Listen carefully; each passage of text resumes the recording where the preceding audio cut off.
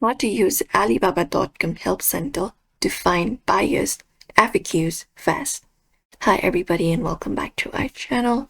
In today's video, we are providing you with a step-by-step tutorial for that we can follow up to be able to do it easily.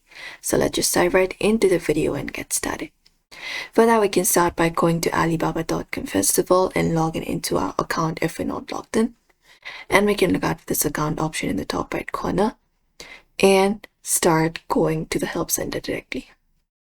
We can either find the Help Center option there, or here also in the stop menu we can find the Help Center option where we can click on and this opens up. Now we can select the up and option. We'll be seeing different categories: opening in dispute, reporting IPR infringement, and report of use for suppliers for buyers. So you can select a option, for example opening up a dispute. After that we can select up a category. So if you want a complaint, you can click on this option called complaint,